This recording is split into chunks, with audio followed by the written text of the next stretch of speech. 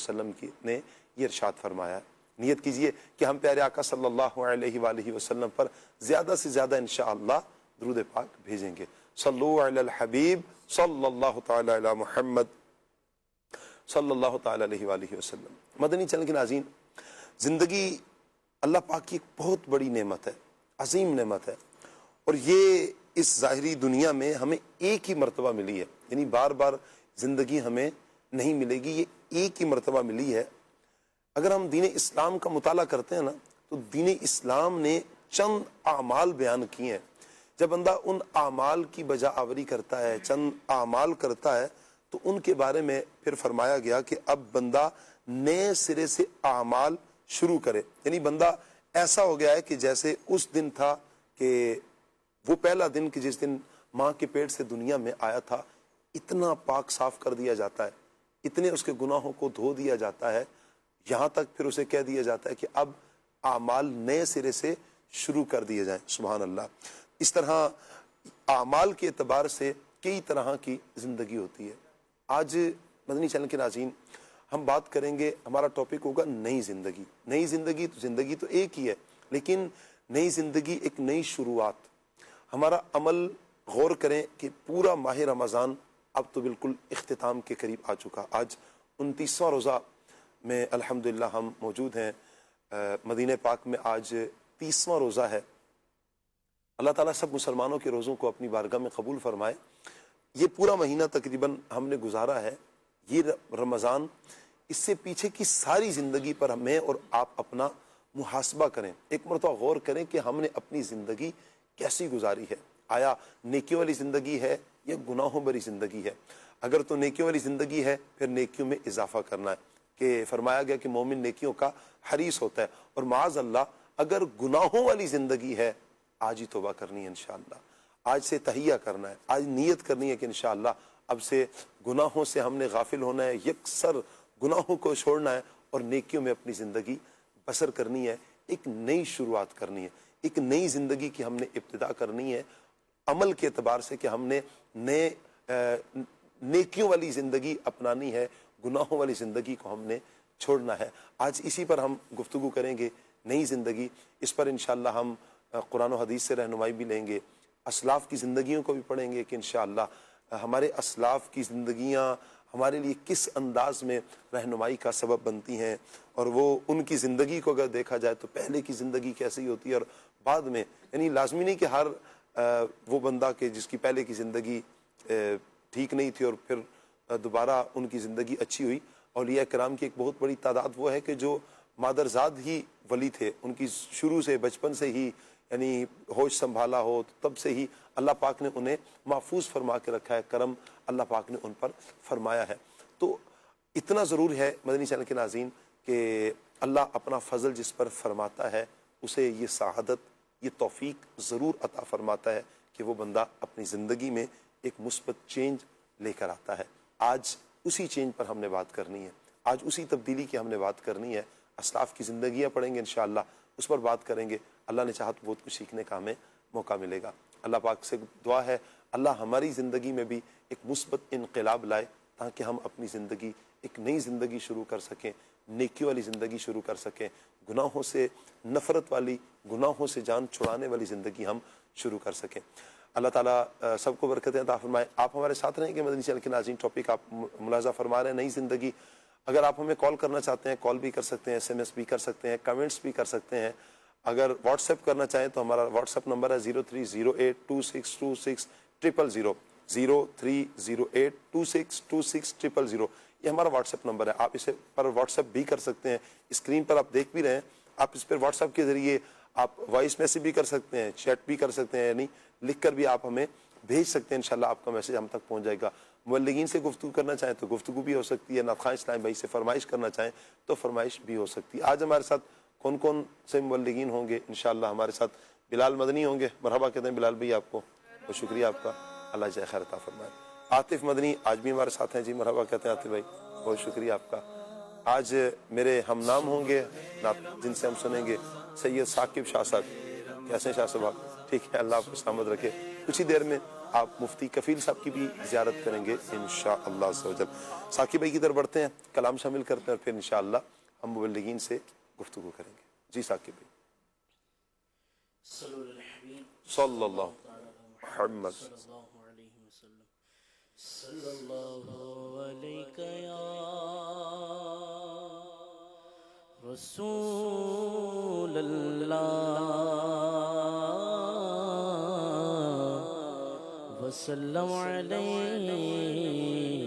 یا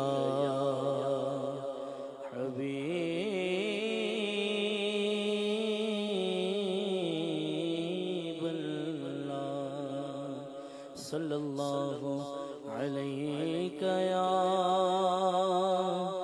رسول اللہ وسلم علیہ یا حبیب اللہ۔ رشک قمر ہوں رنگ روخے آفتاب ہوں ذرا تیرا جو اے شہ گردو جناب ہو۔ رشک قمر ہوں رنگ روخے آفتاب ہوں ذرا تیرا جو اے شہ گردو جناب ہو۔ در نجف ہوں گوہر پاک خوشاب ہو۔ در نجف ہوں گوہر پاک خوشاب ہو۔ یعنی تو راب رہ گزرے وہ تو راب ہو۔ یعنی تو راب رہ گزرے وہ تو راب ہو۔ رشک قمر ہو رنگ روخے آفتاب ہو ذرا تیرا جو اے شہ گردو جناب ہو۔ کیوں نالا سوز لے کروں کیوں خون دل پیوں۔ کیوں نالا سوز لے کروں کیوں خون دل پیوں۔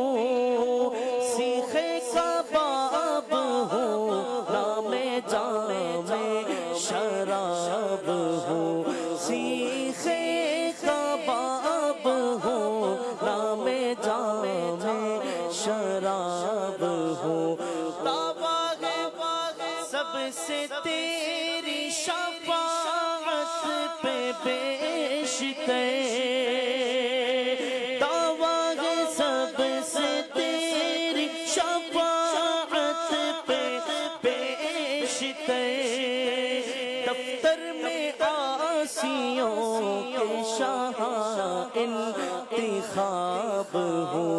دفتر میں آسیوں کے شاہ انتخاب ہو۔ میں تو کہا ہی جاؤں کہ بندہ ہوں شاہ کا۔ میں تو کہا ہی جاؤں کہ بندہ ہوں شاہ کا۔ پر لطف جب ہے کہتے اگر وہ جناب ہو۔ پر لطف جب ہے کہتے اگر وہ جناب ہو۔ رشک قمر ہو رنگ روخے آفتاب ہو ذرا تیرا جو اے شہ گردو جناب ہو۔ مٹ جائے یہ خودی تو وہ جلوہ کہاں نہیں۔ مٹ جائے یہ خودی تو وہ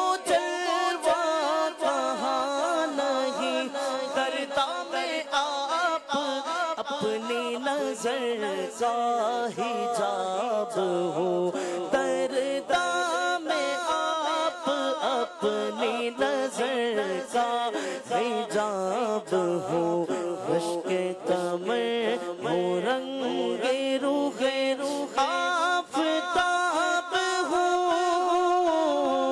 ذرا تیرا جو اے شہ گردو جناب ہو قالب تہی کیے ہم آغوش ہے ہلال قالب تہی کیے ہم آغوش ہے ہلال عشق سوار طیبہ میں تیری رکاب ہو عشق سوار طیبہ میں تیری رکاب ہو کیا کیا ہے تجھ سے ناز تیرے قصر کو کہ میں کیا کیا ہے تجھ سے ناز تیرے قصر کو کہ میں کعبے کی جان عرش بری کا جواب ہو کعبے کی جان عرش بری کا جواب ہو کعبے کی جان عرش بری کا جواب ہو حسرت میں خاک بوسیے طیبہ کی اے رضا حسرت میں خاک بوسیے طیبہ کی اے رضا ٹپکا جو چشم مہر سے وہ خون ناب ہو ٹپکا جو چشم مہر سے وہ خون ناب ہو رشک قمر ہو رنگ روح آفتاب ہو ذرا تیرا جو اے شہ گردو جناب ہو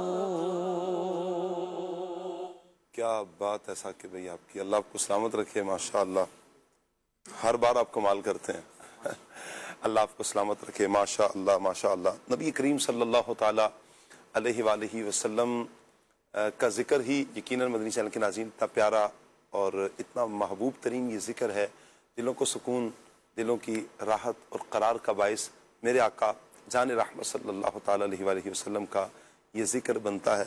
اللہ ہمیں کثرت سے پیارے آقا صلی اللہ تعالیٰ علیہ وآلہ وسلم کا ذکر کرتے رہنے کی توفیق عطا فرمائے۔ مدنی چینل کے ناظرین ہمارے ساتھ انشاءاللہ مفتی کفیل صاحب بھی ہوں گے، مرحبا کہتے ہیں مفتی صاحب کو ماشاءاللہ۔ السلام علیکم ورحمۃ اللہ وبرکاتہ، سب کیسے ہیں آپ؟ ٹھیک ہے۔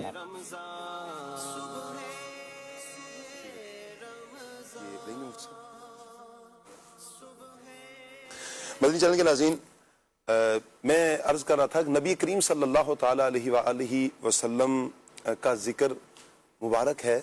پیارے آقا صلی اللہ تعالیٰ علیہ وآلہ وسلم کی ذات وہ مبارک ذات ہے کہ جنہوں نے لوگوں کو اس مقام پر لایا کہ حضور صلی اللہ علیہ وآلہ وسلم کے ساتھ وہ منسلک ہوئے، اب انہوں نے اپنی نئی زندگی ایک نئے انداز میں نئی شروعات اپنی زندگی کی کہ انہوں نے کفر کو چھوڑا، شرک کی وادیوں میں بھٹکنے والے کفر و شرک کو چھوڑ کر دامن اسلام سے وابستہ ہوئے۔ نبی کریم صلی اللہ علیہ وآلہ وسلم نے انہیں ایک نئی زندگی بخشی ہے، یعنی میں نے جو انٹرو میں بھی کہا تھا کہ اعمال کے اعتبار سے نئی زندگی، وگرنہ تو زندگی تو ایک ہی مرتبہ ہمیں اس ظاہری زندگی میں ایک ہی مرتبہ ملی ہے، تو یہ زندگی ایک ہی مرتبہ ہے لیکن اس کی شروعات نئے انداز میں کی گئی۔ نبی کریم صلی اللہ تعالیٰ علیہ وآلہ وسلم نے جن صحابہ کرام کو دعوت اسلام دی، انہوں نے اسلام قبول کیا، پھر آپ ان کی زندگیوں کو دیکھیں، آج 1500 سال گزرنے کے بعد، 1400 سال گزر جانے کے بعد آج بھی ہمارے دلوں میں ان کی عقیدت، ان کی محبت، ان کا احترام ہے. یہ کیوں نہ ہو کہ پیارے آقا صلی اللہ علیہ وآلہ وسلم کے یہ پیارے صحابہ ہیں. اللہ تعالی ہمیں اپنے اسلاف کے نقش قدم پر چلتے رہنے کی توفیق عطا فرمائے اور قرآن و سنت کے مطابق پھر ہم اپنی زندگی کو بسر کریں. مفتی صاحب کی طرف ہی میں بڑھتا ہوں. مفتی صاحب، آج کا جو ہمارا ٹاپک ہے نئی زندگی، میں چاہوں گا اس حوالے سے آپ ارشاد فرمائیں کہ جیسے ابھی ماہ رمضان یہ گزرا ہے، اختتام کی طرف ہے. اب ایک مسلمان ہونے کے ناطے میرا کیا فرض بنتا ہے کہ میں اپنی نئی زندگی کی نئی شروعات کس انداز میں کروں، اگر جبکہ میرا ماضی بڑا بھیانک ہے، جبکہ میرا ماضی ایک گناہوں بھرا ہے، جبکہ میرا ماضی اگر صحیح نہیں ہے، اگر صحیح ہے اچھا ہے لیکن اس میں بہتری کی گنجائش تو ہے ہی ہے، میں کیا کروں، کیا ایسے اعمال بجا لاؤں کہ جس سے میری ایک نئی زندگی کی ایک شروعات ہو. بسم اللہ الرحمن الرحیم. یقیناً ماہ رمضان جو ہے وہ مسلمانوں کے لیے ایک آپ کہیں کہ لائف چینجر جو ہے وہ ثابت ہوتا ہے. جی. اور اس کے اندر بہت سارے، جب آغاز ہوتا ہے تو انسان بہت ساری نیتیں کرتا ہے کہ میں اس طرح یہ رمضان گزاروں گا. جی. اور اس کے اندر توفیق الہی بھی حاصل ہوتی ہے. پھر شیطان کی طرف سے بھی جو ہے وہ کہ شیطان جب بند ہوتا ہے تو یوں بھی انسان کو بہت ساری چیزوں کے اندر مدد جو ہے وہ ملتی ہے، نیکیوں کی طرف آنے پر، نیک راہ کی طرف جو ہے وہ آنے پر. اور پھر اس مبارک مہینے کی جو اپنی برکتیں ہیں جی. وہ الگ جو ہیں کہ جس کی وجہ سے آپ کے اندر ایک نیکی کی جو ہے وہ طاقت جو ہے وہ گویا کہ بڑھ جاتی ہے اور آپ اس طرف مائل ہو جاتے ہیں. صحیح. تو اب اصل یہ ہے کہ ہمیں اس کا شکر ادا کرنا چاہیے، جیسے اللہ نے قرآن میں فرمایا لَإِن شَكَرْتُمْ لَأَزِيدَنَّكُمْ. یعنی یہ جو رمضان گزرا اس میں جو مجھے عبادت کی توفیق ملی اس پر شکر ادا کروں. جی. یہ نہیں کہ یار اب تو چلیں جیسے تیسے گزر گیا ختم بت اب جناب دوبارہ نارمل روٹین کی طرف آئیں گے، نہیں، بلکہ اللہ کا شکر ہے کہ میں نے اس میں وہ نیکیاں کیں یا وہ نیکیاں کرنے کی سعادت حاصل کر سکا جو اس سے پہلی زندگی میں نہیں کی تھی. جب اس طور پر شکر ادا کریں گے تو انشاءاللہ ان کے اندر اضافہ ہوگا. اب شکر کے دو طریقے، ایک یہ کہ آپ زبانی طور پر جو ہے وہ شکر ادا کریں، جی. اور ایک یہ کہ عملی طور پر شکر ادا کریں کہ ان چیزوں کو لے کر کنٹینیو جو ہے وہ چلیں. تو جب آپ عملی طور پر اس کا اظہار کرتے ہیں اور عملی طور پر جب آپ اس کے اوپر عمل پیرا ہوتے ہیں تو اس سے جو ہے وہ یقیناً آپ کو بڑا فرق پڑتا ہے. ویسے بھی کہا جاتا ہے کہ دنیا کے اندر یا زندگی کے اندر انسان کی 40 کا جو ایک عدد ہے یہ ایک بہت اہم چیز ہوتی ہے کسی بھی چیز کو تبدیل کرنے کی. صحیح. اسی لیے بزرگوں کا چلے جو ہے وہ مشہور ہیں. جی. کہ وہ اس کے اندر 40 دن کے لیے وہ عمل کرتے تھے. تو انسان کی اپنی پیدائش کے اندر جو اس کی مختلف کنڈیشنز ہیں کہ وہ جو ہے وہ کس سے کس حالت میں بدلتا ہے وہ بھی 40 کا ہے. تو دیکھیں 30 دن تو آپ کو مل گئے. صحیح. اس کے اندر آپ نے بہت ساری نیکیوں کو جو ہے وہ لے کر آپ چلے. اب صرف 10 دن اور کوشش کریں گے تو وہی چیز ممکن ہے کہ آپ کی عادت بن جائے. تو عادت تبدیلی کے حوالے سے کہا جاتا ہے کہ 40 دن کے اندر آپ کسی چیز کو اگر عمل کر لیں تو وہ آپ کی عادت بن جاتی ہے. پھر اس کے بعد اس کو آپ کا کرنا زیادہ مشکل نہیں ہوتا. تو آپ 10 دن اور اس کے ساتھ ایڈ کریں گے تو انشاءاللہ امید ہے. جیسے اب مثالیں ہم لے لیں، تہجد کی نماز ہے. جی.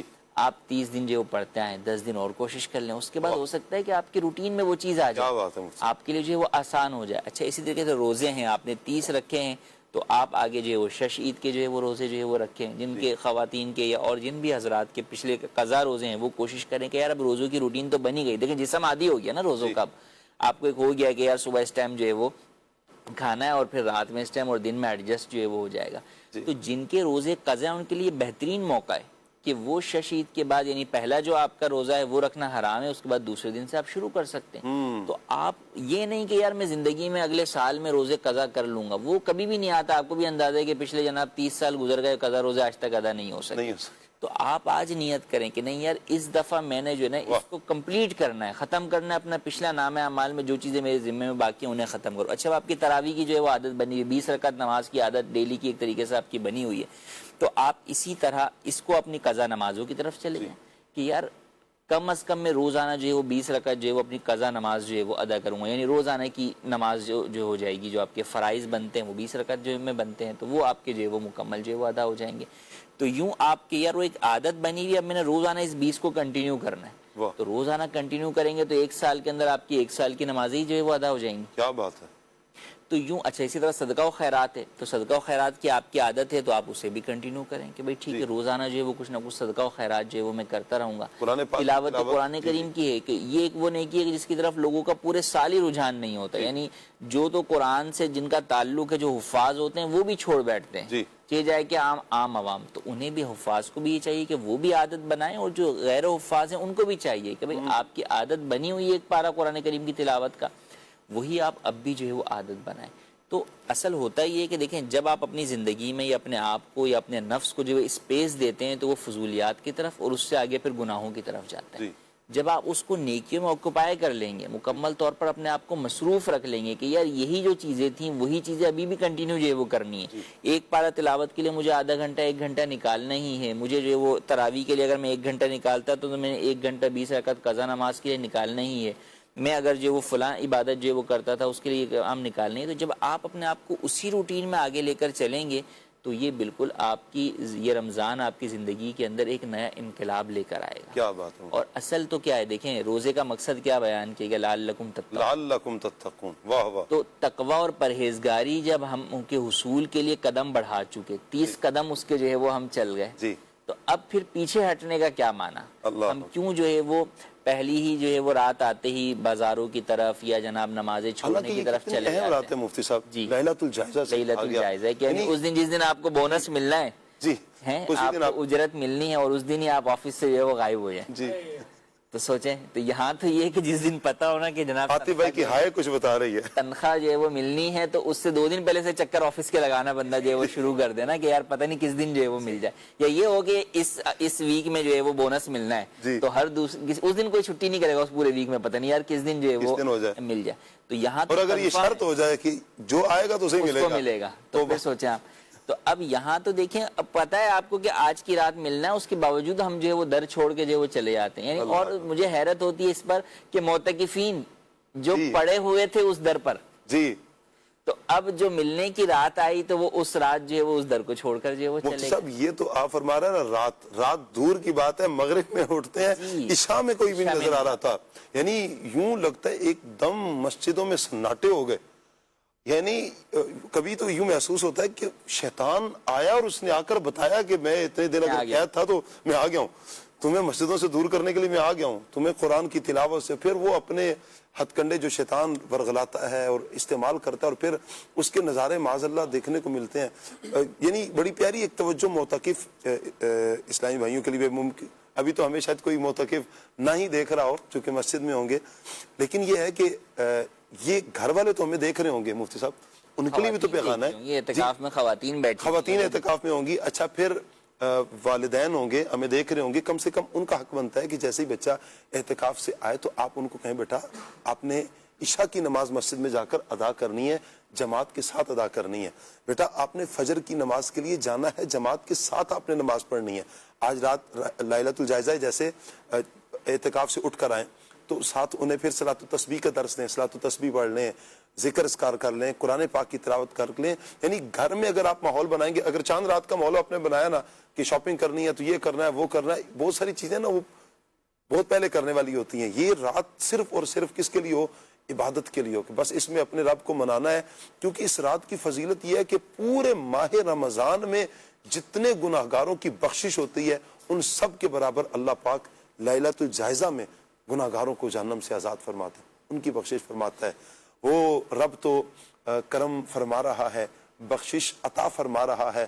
اللہ کرے ہم بخشش حاصل کرنے والے بن جائیں اور اس بخشش میں ہم کامیاب ہو جائیں۔ اچھا بلال بھائی، ایک تو یہ عمل ہے جو مفتی صاحب نے توجہ دلائی کہ ہم ایک عمل کر رہے ہیں، 30 دن تک ہم نے ایک عمل کیا ہے اور نیکیوں والا ایک ماحول بنا، اور ہم نے اس پہ استقامت پانے کے لیے یعنی اپنی نئی زندگی کی اگر شروعات کرنا چاہتے ہیں، اچھی شروعات، تو مزید 10 دن اگر کریں گے تو یہ سارے اعمال آپ کی عادت بن جائے گی۔ اچھا ایک وہ افراد ہے، یعنی وہ افراد بھی ہیں کہ جن کی زندگی گناہوں والی گزری ہے، اب وہ گناہوں سے اپنا پیچھا کیسے چھوڑائیں، کیا کہیں گے؟ تو شاہ صاحب اس کا آسان سا حل ہے، اللہ تبارک و تعالیٰ نا عاجزی کرنے والوں کو بہت پسند فرماتا ہے، صحیح، تو اپنے اندر عاجزی پیدا کرنی چاہیے۔ ایک واقعہ ہے بنی اسرائیل کا مختصر سا، کہ بنی اسرائیل کے اندر 2 فرد تھے، ایک بہت زیادہ گناہگار اور ایک بہت زیادہ نیکوکار، تو ایک جو بہت زیادہ گناہگار تھا وہ نیک کی صحبت میں اس لیے گیا کہ میں جا کر نا ان کی صحبت اختیار کروں گا، ان کی برکت سے اللہ تبارک و تعالیٰ کی مجھ پر بھی رحمت ہوگی، کیونکہ نیکوں کی صحبت بندے کو نیک بنا دیتی ہے نا. تو یہ سوچ کر وہ نیک لوگوں کی صحبت میں گیا. تو اب جو نیک فرد تھا اس نے یہ سوچا کہ یار یہ تو گناہگار بدکار بندہ میرے پاس کیسے بیٹھا ہوا ہے. تو اب اس نے غرور و تکبر کیا، یہ ساری چیزیں اس نے سوچی، اور پھر اللہ تبارک و تعالیٰ نے اس بنی اسرائیل کے قوم کے نبی کی طرف وحی فرمائی کہ جا کے دونوں کو یہ پیغام دے دیں کہ جو گناہگار تھا اس کی عاجزی کی وجہ سے میں نے اس کے گناہ بخش دیے، اور جو نیکوکار تھا اس کے تکبر کی وجہ سے اس کے عمل ضائع کر دیے. اللہ. اب جو گناہگار تھا اس کے تو وارے نہیں آ رہے، یعنی کہ لاٹری نکل گئی اس کی، یعنی کہ اس نے سارے گناہ کیے عاجزی کے سبب. اور حدیث پاک بھی ہے نا کہ اللہ تبارک و تعالیٰ کے لیے جو عاجزی پیدا کرتا ہے اللہ تبارک و تعالیٰ اس کا مرتبہ بلند فرماتا ہے. اگر کوئی ہے اس طرح گناہ ہو جاتے ہیں، انسان خطا کا پتلا ہے، تو اللہ تبارک و تعالیٰ کے ہاں جا کے توبہ کرنی چاہیے اور عاجزی پیدا کرنی چاہیے. اور ایک اور حدیث پاک ہے التائب من الذنب کمن لا ذنب لہ، توبہ کرنے والا گناہوں سے ایسا ہے جیسے اس نے گناہ کیا ہی نہیں. تو اگر ہو گئی یہ توجہ، اگر ہماری چلے گئی عام نارمل روٹین میں بھی، دنیاوی طور پر بھی، اگر آپ جا کے کسی کے ساتھ عاجزی سے پیدا ہوں، عاجزی کے ساتھ پیدا ہوں گے اور اس سے عاجزی کے ساتھ گفتگو کریں گے تو سامنے والا بندہ ایکسیپٹ کرتا ہے کہ چلو یار غلطی ہو گئی، کوئی مسئلہ نہیں ہے. اللہ تبارک و تعالیٰ تو 70 ماؤں سے بڑھ کر رحم کرنے والا ہے. اگر ہم جا کر گناہ ہو گیا ہے، بدکار ہیں، جو بھی ایکس وائی زیڈ، جا کے رب تبارک و تعالیٰ کی بارگاہ میں توبہ کریں، عاجزی سے پیش آئے، تو انشاءاللہ الکریم اللہ نے چاہا تو اس کی خوب خوب برکتیں پیدا ہوں گی. اور ایک شعر مجھے یاد آ رہا ہے امیر اہل سنت کا، کہ امیر اہل سنت نے اپنی وسائل بخشش جو کتاب ہے اس کے اندر لکھا ہے کہ میرا ہر عمل بس تیرے واسطے کر اخلاص ایسا عطا یا الہی. میرا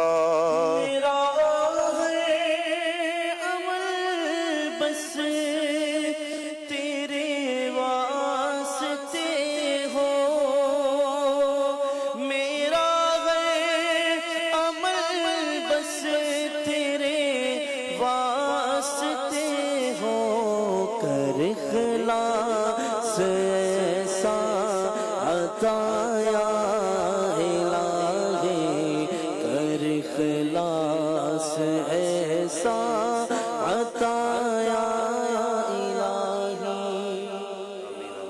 بلال بھائی، یہ جو آپ ارشاد فرما رہے ہیں نا کہ مفتی صاحب کچھ جی میں یہ کہہ رہا تھا جو بلال بھائی نے بات کی نا، عاجزی اور گناہ کا تعلق کیا ہے، جی یہ بہت اہم ہے. دیکھیں، ایک ہے گناہ ہو جانا اور ایک ہے گناہ پہ دلیر رہنا. دلیر رہنا. مجاہر لفظ استعمال ہوا حدیث پاک کے اندر کہ جو مجاہر ہیں یعنی برسر اعلان گناہ کرتے ہیں، جی اس کے اوپر شرم و حیا نہیں کھاتے، اللہ کی پناہ. تو یہ زیادہ جو ہے وہ گناہ گار ہیں. تو ایک یہ کہ دیکھیں آپ اس زندگی کے بعد پلٹیں گے، ہو سکتا ہے شیطان یا نفس امارہ کی وجہ سے آپ سے گناہ ہو جائے، لیکن اس گناہ پر ندامت اختیار کریں اور اس کے اوپر رب سے توبہ کر لیں تو اللہ سارے گناہ معاف کر دے گا. لیکن ہوتا ہمارے یہاں یہ ہے کہ لوگ تو اپنے ان گناہوں کو یا اب عید کا جو مواقع ہے اس کے اوپر جو ایکٹیویٹیز ہوں گی اس کو آپس میں ایک دوسرے کے ساتھ شیئر کر رہے ہوں گے. جی اچھا پہلے تو یہ تھا کہ 4 افراد کے درمیان شیئر ہوتا تھا، اب تو جو ہے وہ سوشل میڈیا کے اوپر شیئر ہو رہا ہو کہ جناب کوئی اپنی ڈانس کی ویڈیو لگا رہا ہے یا کوئی اپنی جو ہے وہ فضولیات کی ڈسکو لگا رہا ہے، کوئی اور کسی چیز کی بے پردگی کی لگا رہا ہے. تو یعنی آپ گناہ بھی کر رہے ہیں اور برسر اعلان جو ہے وہ گویا کہ اعلان جنگ کر رہے ہیں نا رب تعالیٰ سے جو ہے وہ کہ میں جو ہے وہ کروں گا. تو یہ زیادہ خطرناک ہے. تو انسان سے گناہ ہو جانا الگ ہے اور گناہ کر کے اس کے اوپر بضد ہونا، اس کا چرچا اور اعلان کرنا، یہ اور زیادہ جو ہے وہ گناہ کی بات ہے. تو انسان میں جب عاجزی اور انکساری ہوگی تو وہ اس بات کا تقاضا کرے گی کہ اگر گناہ ہو جائے گا تو وہ کسی کو بتائے گا نہیں، کم سے کم اس کو شرم آئے گی. جیسے آج آپ چوری کرتے ہیں تو آپ اگر آپ سے چوری ہو جائے تو کیا آپ کسی کا اعلان بتاتے ہیں کسی کو؟ ایسے ہی چور کہاں بتاتا ہے؟ کہاں؟ تو اچھا پھر آپ سے کوئی بھی ایسی غلطی ہو جاتی ہے تو آپ چاہتے ہیں کہ یہ چیز چھپے. تو جو چیزیں رب کے اور بندے کے درمیان ہیں، جی وہ جو بھی گناہ ہیں، تو ان میں اگر آپ سے وہ کوئی چیز ہو گئی ہے تو اس کا اعلان نہ کریں، جی بلکہ اللہ کی بارگاہ میں سچے دل سے توبہ کریں اور اس کے اوپر پردہ ڈالیں. کیا بات ہے. یہی مفتی صاحب جو آپ ارشاد فرما رہے ہیں، مسئلہ یہی ہے کہ ہم اس طرف آتے نہیں ہیں. یہ عاجزی ہم بندوں کے سامنے بسا اوقات کر رہے ہوتے ہیں.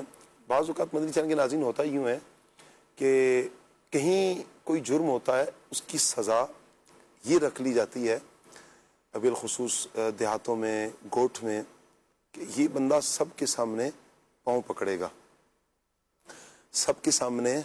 وہ کہا جاتا ہے کہ ناک کے ساتھ لکیریں کھینچے، یعنی اپنا ماتھا سامنے والے کے اس کے پاؤں پہ رکھے، زبان کا معاذ اللہ کہا جاتا ہے، اتنا جھکایا جاتا ہے بندے کو، مجبور ہوتا ہے بندہ، کرتا ہے. لیکن اگر اللہ کی بارگاہ میں کریں نا، اللہ کی بارگاہ میں کریں تو عزت بھی رہتی ہے، پردہ بھی رہتا ہے، اور اللہ خوش بھی ہوتا ہے. اب آئیں اس بات کی طرف کہ جو میں بلال بھائی کی طرف سوال میں نے بڑھایا تھا کہ ہم نے رمضان گزارا ہے. اب اگر رمضان گناہوں والا گزرا ہے یا پیچھے کی ساری زندگی گناہوں والی گزری ہے، اب ہم اپنے گناہوں سے بچنا چاہتے ہیں، سب سے پہلے تو اللہ پاک کی بارگاہ میں توبہ کریں. دوسری بات جو بلال بھائی نے کہی کہ عاجزی اختیار کریں، عاجزی آپ کو توبہ کی طرف لے کر جائے گی، توبہ کریں. اگلا سٹیپ آپ نے یہ کرنا ہے کہ آپ اپنے عمل کو درست کریں، نیکی کی طرف اپنے آپ کو بڑھائیں. نیکی کی طرف راغب کرنے کے لیے اپنے آپ کو کچھ پڑھنا پڑے گا، مطالعہ کرنا پڑے گا. آپ نیکی کے فضائل پڑھیں، نیکی کی برکات پڑھیں، نیکی کا جو آپ کی باڈی کو، آپ کے جسم کو، آپ کی فیملی کو جو اس کا اثر پہنچے گا، اس کی برکات پہنچیں گی، آپ اس کا ایک مرتبہ مطالعہ کریں. سرچ کریں کہ اس حوالے سے کیا ہے. نیکی جو نیک ہوتے ہیں نا، نیک مدنی چینل کے ناظرین، آپ یقین کریں والدین نیک ہوں، ان کی نیکی کا صلہ اللہ نسلوں کو عطا فرماتا ہے. آپ وہ صورت اٹھائیں جس میں حضرت موسیٰ علیہ السلام کا اور حضرت خضر علیہ السلام کا ذکر ہے، سورہ کہف. جزاک اللہ. سورہ کہف میں یہ جو واقعہ پورا لکھا ہے، اس میں کیا تھا کہ جب حضرت خضر علیہ السلام اور حضرت موسیٰ علیہ السلام جاتے ہیں، ایک دیوار بوسیدہ ہے، گرنے والی ہے، تو آپ اس کی مرمت کرتے ہیں. موسیٰ علیہ السلام نے عرض کی حضور انہوں نے تو محلے والوں نے ہمیں پوچھا نہیں ہے، کھانا بھی نہیں دیا، کچھ مزدوری بھی نہیں دیا، آپ نے یہ کیوں کیا؟ تو وہاں پر کیا انہوں نے ذکر فرمایا، کہا کہ یہ دو بچے ہیں، یتیم ہیں، ان دونوں کا والد نیک تھا، اس کے نیچے ان کے والد نے ان کے لیے خزانہ رکھا ہوتا، خزانہ دبا ہوا ہے، دیوار گر جاتی تو خزانہ نکل جاتا. تو ان کے والد نیک تھے، ابوہما صالح کا لفظ جو ذکر کیا گیا قرآن میں. تو اس کی تفسیر اگر پڑھیں تو علماء کرام میں مفسرین نے بیان کیا 9ویں یا 10ویں پشت میں، 8ویں میں یا 9ویں میں یا 10ویں پشت میں جا کر ان کے والد نیک تھے. ان کی نیکی کا اثر یہ ہوا کہ 10ویں پشت میں جا کر اللہ پاک ان کی نسل کی، ان کی اولاد کے خزانے کی حفاظت اس انداز میں فرما رہا ہے. تو نیکی کا اثر باہر صورت پہنچتا ہے. تو سب سے پہلے تو ہم اپنا یہ ذہن بنائیں کہ ہم نے نیک ہونا ہے. اچھا، نیک ہونے کے لیے نیکی کی فضائل پڑھنے ہیں، جو گناہ ہیں ان کے عذابات کو پڑھنا ہے، اور پھر ایک اور بہت بڑا سٹیپ اٹھانا ہے، وہ ہے بری دوستی، بری سنگت. یہ اس طرف آپ کو جو لے کر آئے گی نا چیز. آپ نے ماہ رمضان ماشاءاللہ نیکیوں میں گزارا، آپ اعتکاف میں تھے، آپ قرآن پاک کی تلاوت کرتے رہے، آپ نے 20 تراویح ہر روز الحمدللہ ادا کی، آپ نے تہجد پڑھا، سب کچھ کیا. لیکن کیا ہوا کہ ادھر سے چاند نظر آیا، اور چاند رات کو ہی دوست آپ کو وہ لے کر نکل گیا، بازار کی زینت اس نے آپ کو بنا دیا. تو پتا چلا کہ دوستی کی اہمیت تو اپنی جگہ پر ہے، لیکن اس دوست نے آپ کو کہاں سے کہاں لے کر چلا گیا. آپ اس کا حساب لگا لیں کہ آپ پر وہ جو رنگ چڑھا ہوا تھا 30 دن میں، جو آپ پر رنگ چڑھا تھا، نیکی کا رنگ، قرآن کی تلاوت کا رنگ، سجدوں کا رنگ، اور بھلائی کا رنگ، صدقہ و خیرات کرنے کا رنگ، یہ جو رنگ چڑھا تھا، یہ نور تھا آپ پر، وہ ایک لمحے میں ختم ہو جائے گا کہ جب وہ لے کر جائے گا اور ساری نورانیت، روحانیت سے بالکل ہاتھ دھو بیٹھیں گے. اگر ایسے افراد کے ساتھ جائیں گے اور پھر بازاروں کی زینت، بدنگاہی، پھر گانے باجے، پھر نہ جانے کیا کیا کیا کیا، آپ مدنی چینل کے ناظرین سمجھ سکتے ہیں. تو اپنے آپ کو بچانے کے لیے بھی یہ عمل ضروری ہے کہ ہم اپنے آپ کو اس انداز میں بھی بچا سکیں. اللہ تعالیٰ ہمارے حال پر رحمت کی نظر فرمائے. توبہ کرنی ہے ہم نے. عاطف بھائی، توبہ کا ذہن کیسے بن جائے؟ توبہ بندے کی زندگی میں ایک انقلاب لے کر آتی ہے. کیا کریں؟ بیشک شاہ صاحب، یہ تو یوں سمجھے کہ بنیادی طور پر اگر اللہ تبارک و تعالیٰ کے قریب ہونا چاہتے ہیں اور اگر اپنی کوتاہیاں، کمیاں جو بھی ہیں ان کو دور کرنا چاہتے ہیں تو اللہ کی بارگاہ میں رجوع کرنا تو ضروری ہے. اور بنیادی چیز یہی ہے کہ اللہ تبارک و تعالیٰ توبہ کرنے والوں کو پسند فرماتا ہے. اور صحابہ کرام رضوان کی زندگیوں کا اگر مطالعہ کرتے ہیں، بزرگان دین کی زندگیوں کا مطالعہ کرتے ہیں، تو ہمیں ایک تعداد ملتی ہے ایسی کہ جو ان کی زندگی پہلے کیا تھی، اور پھر جب اللہ تبارک و تعالیٰ کی بارگاہ میں انہوں نے رجوع کیا تو پھر اللہ تبارک و تعالیٰ نے انہیں کیسی زندگی عطا فرمائی. اسی حوالے سے اللہ تبارک و تعالیٰ سورہ فرقان کے اندر، قرآن پاک میں اندر اللہ تبارک و تعالیٰ ارشاد فرماتے ہیں. سورہ نحل میں اللہ پاک ارشاد فرماتے ہیں من عمل صالحا من ذکر او انثى وهو مؤمن فَلْنُحْيِيَنَّهُ حَيَاةً طَيِّبَةً، فرمایا جو مرد یا عورت نیک عمل کرے اور مسلمان ہو تو ضرور ہم اسے پاکیزہ زندگی دیں گے. سبحان اللہ. وَلَنَجْزِيَنَّهُمْ أَجْرَهُمْ بِأَحْسَنِ مَا كَانُوا يَعْمَلُونَ، اور فرمایا کہ ان کے بہترین کاموں کے بدلے ہم ان کا اجر دیں گے. تو یہ جو اللہ تبارک و تعالیٰ کی بارگاہ میں رجوع کرے اور ایمان لائے. اور پھر اسی طرح اللہ تبارک و تعالیٰ نے سورہ فرقان کے اندر ارشاد فرمایا إِلَّا مَن تَابَ وَآمَنَ وَعَمِلَ عَمَلًا صَالِحًا فَأُولَٰئِكَ يُبَدِّلُ اللَّهُ سَيِّئَاتِهِمْ حَسَنَاتٍ، فرمایا جس نے توبہ کی اور نیک ایمان لایا اور نیک عمل کیے. اب دیکھیں مدنی چینل کے ناظرین، نبی اللہ تبارک و تعالیٰ نے الفاظ کیا ارشاد فرمائے، الا من تابا، مگر وہ جو جس نے توبہ کی اور اس کے بعد ایمان لایا، وعمل عملا صالحا، اور پھر اچھے عمل کیے، اس کی جزا کیا ہے؟ فرمایا فاولئک یبدل اللہ سیئاتہم حسنات، تو اللہ تبارک و تعالی ان کے گناہوں کو نیکیوں میں تبدیل فرما دیتا ہے. اور فرمایا وکان اللہ غفور الرحیم، اور اللہ بخشنے والا مہربان ہے. اب یہاں اس آیت مقدسہ کے اندر ہم غور کرتے ہیں اگر، تو جس میں واضح طور پر فرمایا گیا کہ اللہ کی بارگاہ میں توبہ کرے، اچھے اعمال کرے، تو اللہ تبارک و تعالیٰ اس کے سابقہ گناہوں کو، اس کی سابقہ جو برائیاں ہیں ان کو نیکیوں میں تبدیل فرما دیتا ہے. اور بالخصوص جو نوجوان ہیں ان کے بارے میں تو توبہ کے حوالے سے حدیث پاک کا مضمون ہے اس طرح کا ملتا ہے کہ نوجوان توبہ کرنے والا یہ اللہ کا حبیب ہے، اللہ کا محبوب ہے، اور نوجوان کی عبادت اللہ تبارک و تعالیٰ کو زیادہ پسند ہے. بالخصوص جو نوجوان ہیں وہ اس معاملے بزرگ ہو جاتے ہیں، عمر زیادہ ہو جاتی ہے، پھر تو ظاہری بات ہے شاہ صاحب کوئی کام ہی نہیں ہے، ٹھیک ہے، نہ گھر کی فکر ہے، نہ دکان کی، نہ کاروبار کی، اب کیا کرنا ہے، گھر ہے، مسجد ہے، بس کام یہ ہے. اصل تو معاملہ یہ آتا ہے جب بندہ جوان ہوتا ہے تو پھر تو سارے خیالات، خواب اور ساری چیزیں اس کے سامنے ہوتی ہیں، اور ان ساری لیکن میں آپ کو بتاؤں آتے بھائی، بزرگوں میں بھی نا یہ جو نیکی کی عادت ہوتی ہے نا، یہ نیکی کی عادت ہوتی ہے جن کو شروع سے عادت ہوتی ہے نیکیاں کرنے کی، شروع سے جن کو عادت ہے نیکی کرنے کی. نماز پڑھنا جن کے لیے شروع سے آسان تھا، بڑھاپے میں بھی ان کے لیے آسان. صحیح. جن کے لیے شروع سے اگر مشکل تھی نا، اگر ان کی عادت نہیں بنی تو بڑھاپے میں بعض اوقات یوں دیکھنے میں آتا ہے وہ فیس بک کی نظر پہ بڑھاپے بھی، بزرگ بھی فیس بک کے جناب انہوں نے شروع کیا ہوا ہے، اور سوشل میڈیا کی نظر ہے، اور ان کی زندگی بھی یوں ہی بسر ہو رہی ہے. ایک نوجوان کو جس طرح ہم قائل بات کرتے ہیں، تو میرا تو خیال ہوتا ہے اس پر تو ہم بزرگوں پر بھی ایک سلسلہ ہونا چاہیے. تو یعنی یہ واقعی ایسا ہے کہ اس طرف اگر غور کریں نا، یعنی ہر کوئی ہی اب اس لت کے اندر مبتلا ہے. یہ جیسے آیت مبارکہ ذکر کی فَلَنُحْيِيَنَّهُ حَيَاةً طَيِّبَةً، ہم اسے نئی زندگی دیں گے. علماء نے فرمایا یہاں نئی زندگی سے کیا مراد ہے؟ پاکیزہ زندگی دیں گے، نئی زندگی نہیں، پاکیزہ زندگی. فرمایا اس سے مراد یہ کہ اسے عبادت کی لذت عطا کرے. واہ واہ واہ سبحان اللہ. آپ یہ دیکھیں کہ آج جس قدر ذوق اور شوق آپ کو موبائل میں ہے نا، اس سے کہیں زیادہ ذوق شوق اللہ والوں کو تسبیح میں آتا تھا. سبحان اللہ سبحان اللہ. ان کے لیے تسبیح چھوڑنا ایسے ہی تھا کہ جیسے جان جدا کر دینا، جیسے آج سمجھنے کے لیے آسان موبائل چھوڑنا. جی ایسے ہی جس کو ایڈکشن ہو جاتا ہے نا، نشہ ہو جاتا ہے کسی چیز کا. تو ذکر اللہ کی جو انسان کو حلاوت جس کو نصیب ہو جائے نا، تو آپ تو سمجھیں پھر اس کے لیے زندگی کچھ ہے ہی نہیں نا، اس کے لیے زندگی پھر وہی ہے، رب کی یاد ہی ہے. تو یہ چیز ہے کہ جب آپ عبادت کی طرف آتے ہیں تو شروع میں کئی لوگ یہ کہتے ہیں یار نماز پڑھتے ہیں دل نہیں لگتا. تو اس میں دیکھیں دو جو ہے وہ کانسیپٹ ہیں. ایک بڑا اچھا ہے کہ بھئی آپ دل لگانے کے لیے نماز پڑھ رہے ہیں، اللہ کے لیے پڑھ رہے ہیں، تو اللہ کے لیے پڑھ رہے ہیں تو آپ پڑھتے ہیں، دل لگے یا نہ لگے.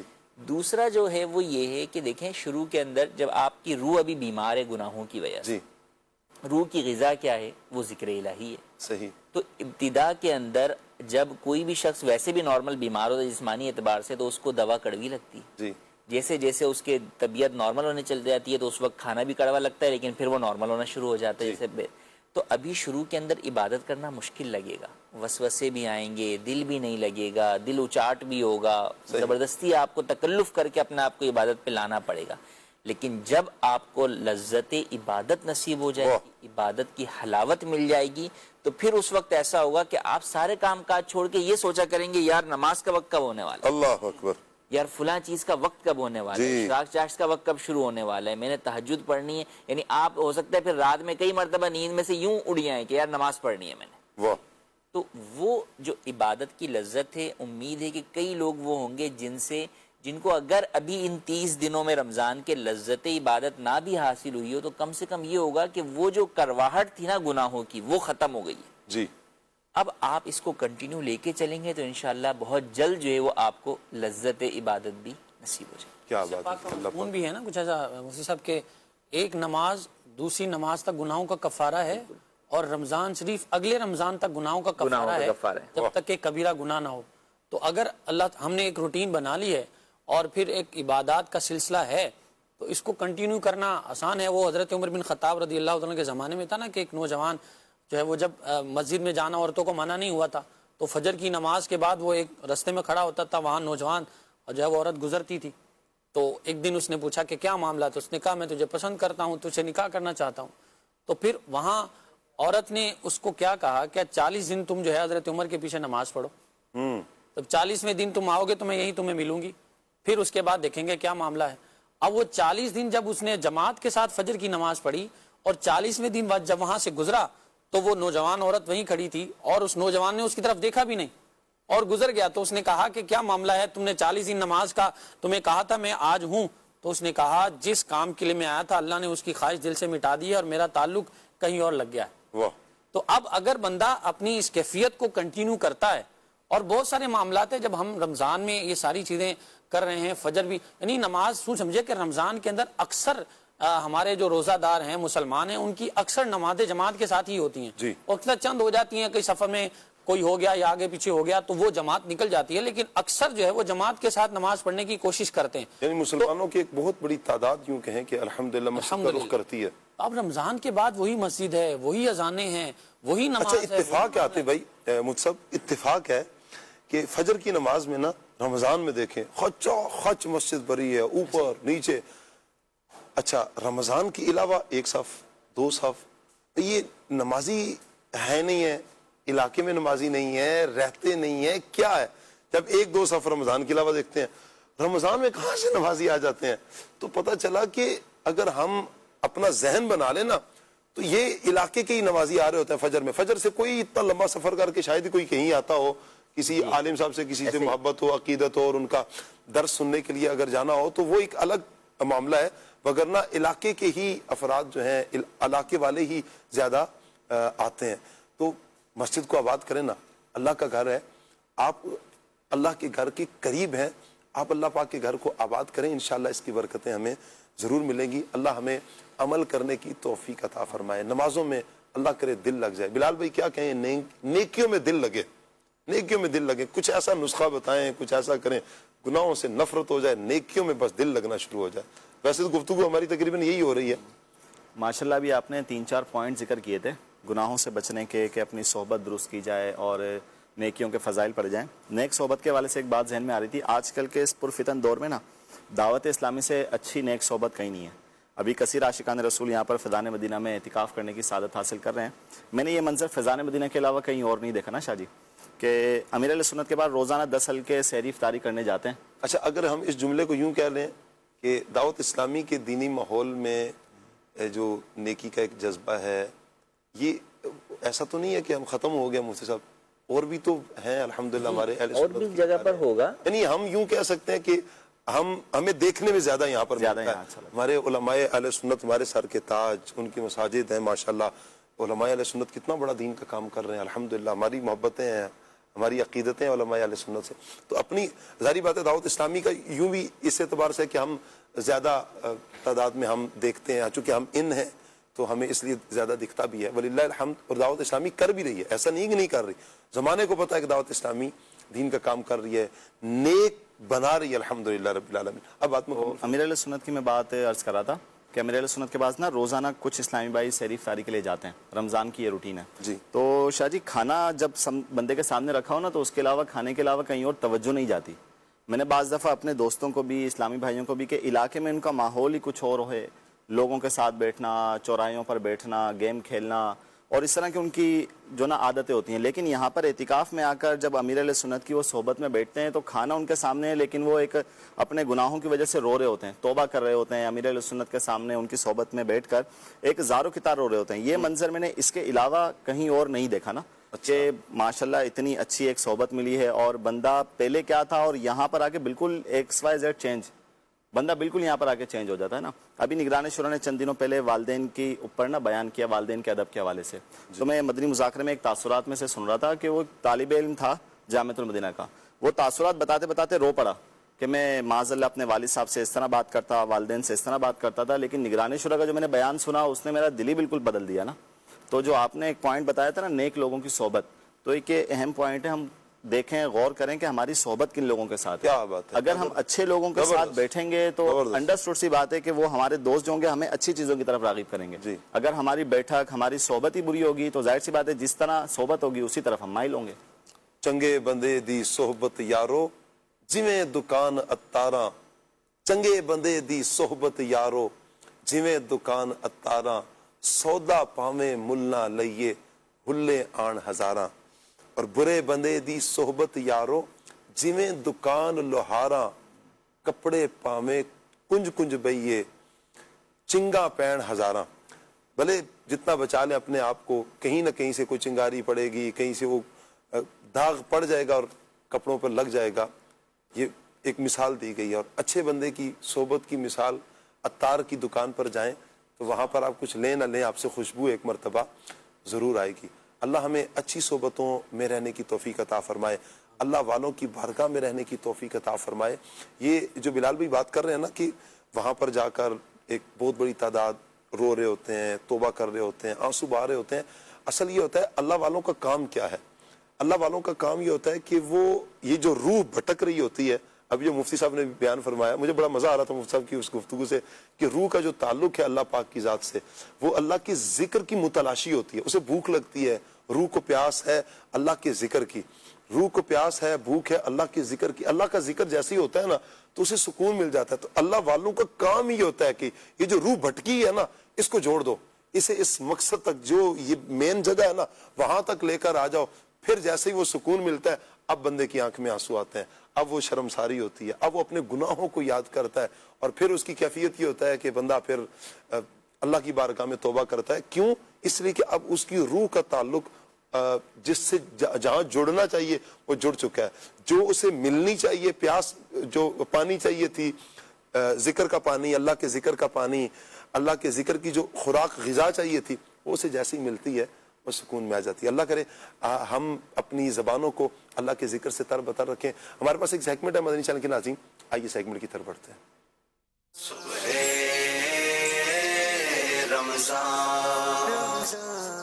یقیناً اخبارات بھی پڑھتے ہوں گے اور نیوز بھی سنتے ہوں گے.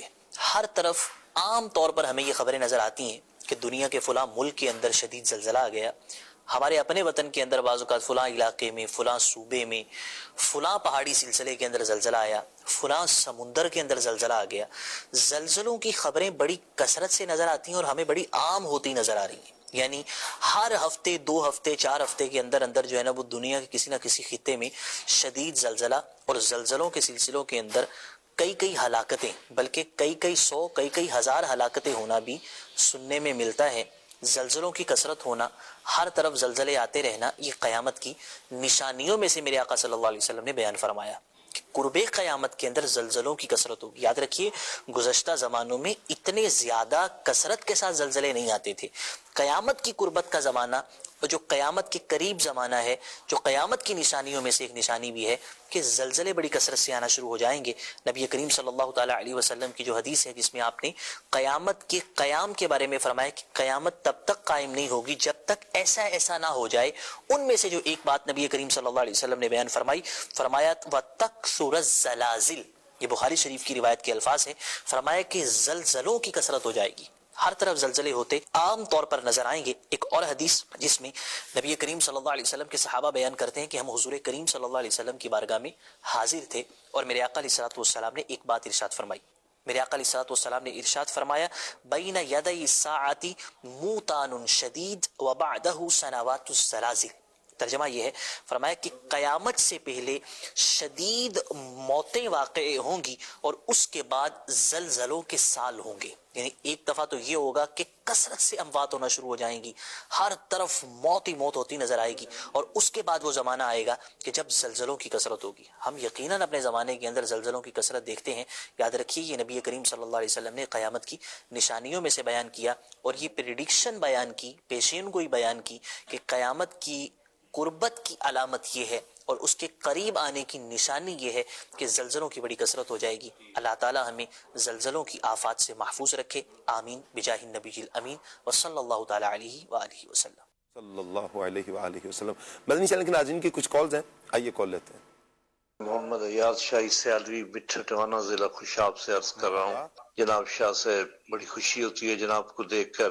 آپ نے میرے لیے، میرے والدین کی مغفرت کے لیے دعا فرمانی ہے خصوصاً آپ نے، اور تمام مبلغین کو بھی خوش آمدید. ماشاءاللہ بڑی خوشی ہو رہی ہے.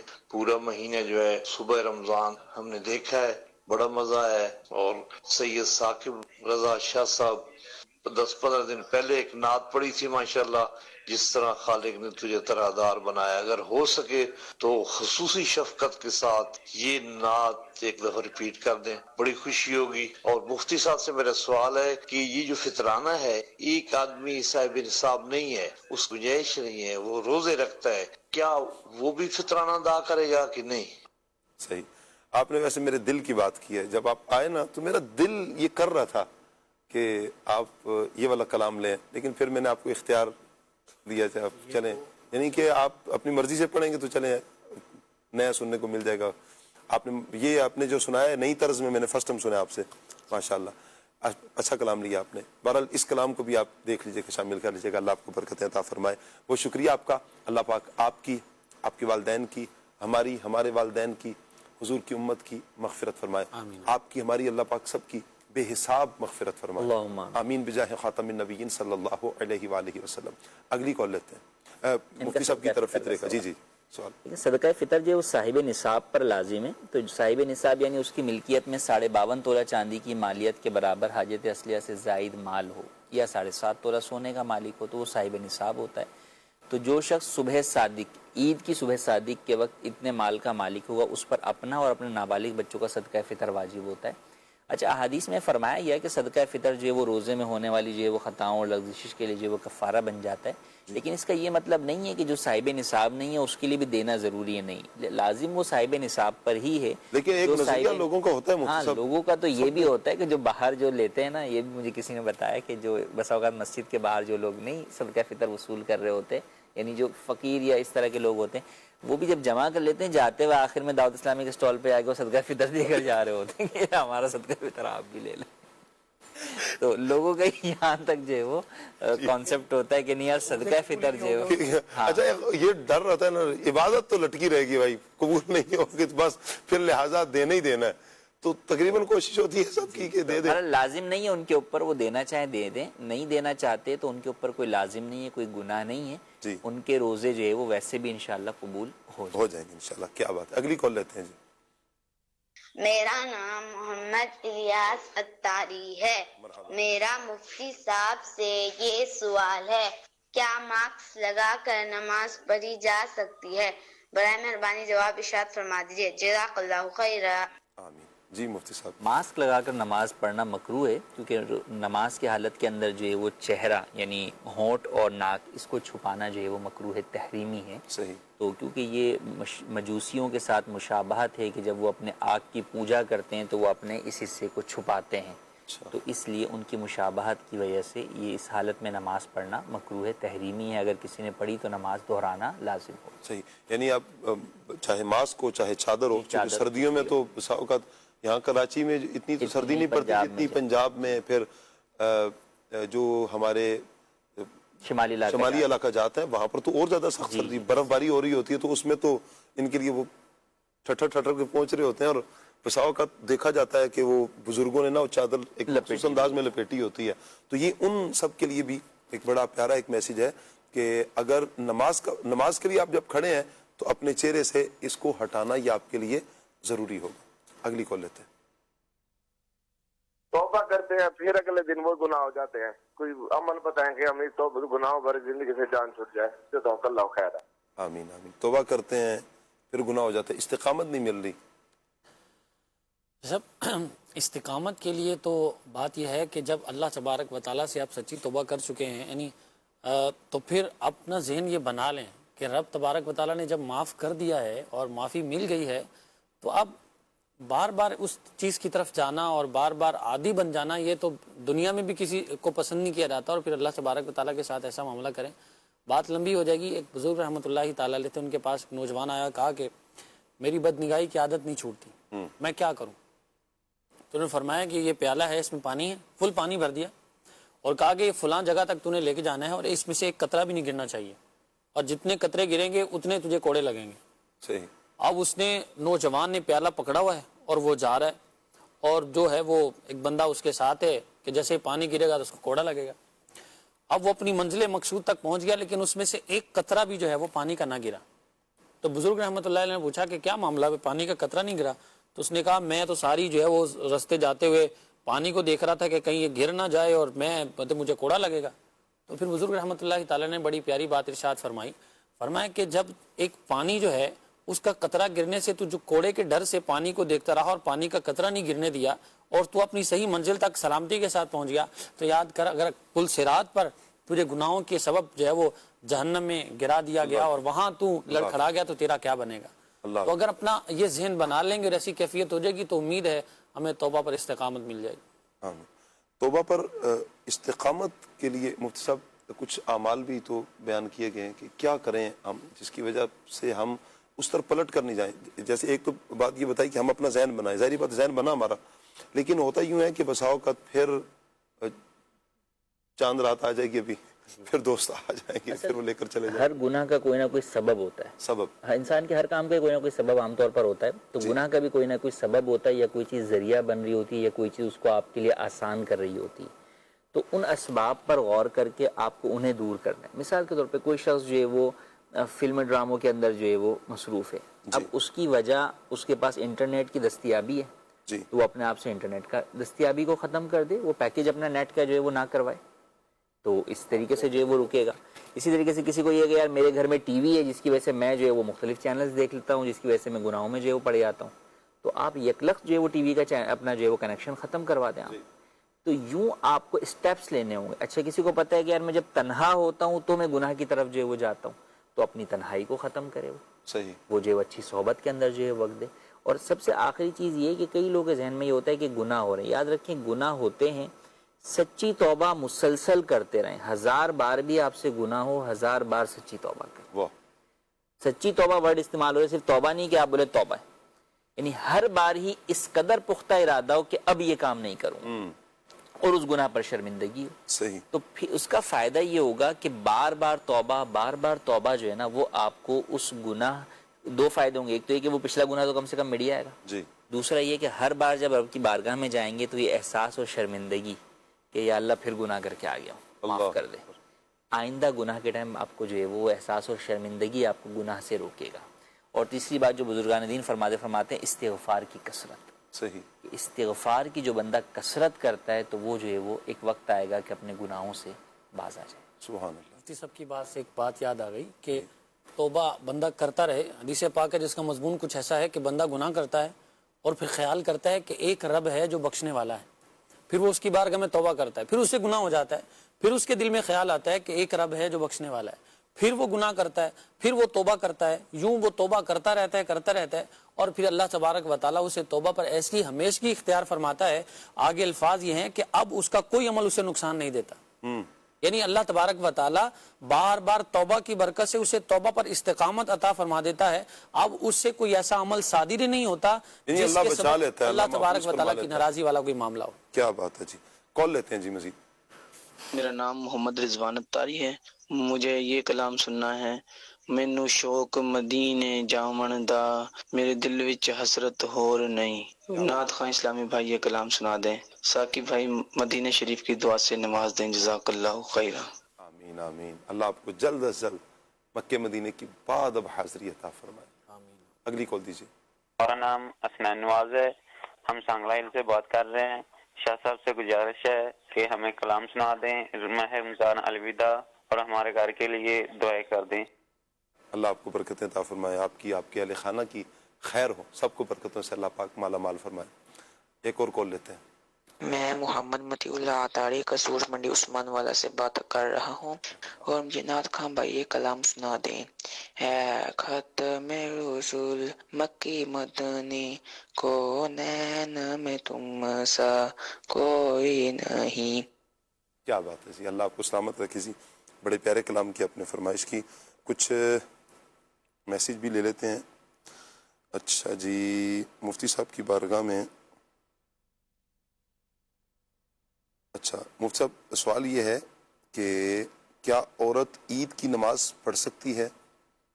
عورتوں پر جو وہ جمعہ اور عیدین واجب نہیں ہیں، اور عورتوں کو مردوں کی نماز کے لیے مسجد میں حاضر ہونا بھی منع ہے، تو لہٰذا عورتیں عید کی نماز نہیں پڑھیں گی، بلکہ اپنے گھر پر ہی نماز عید ہونے کے بعد، جب مسجد میں نماز عید ہو جائے اس کے بعد اشراق چاش کی نماز جو ہے وہ ادا کر لیں۔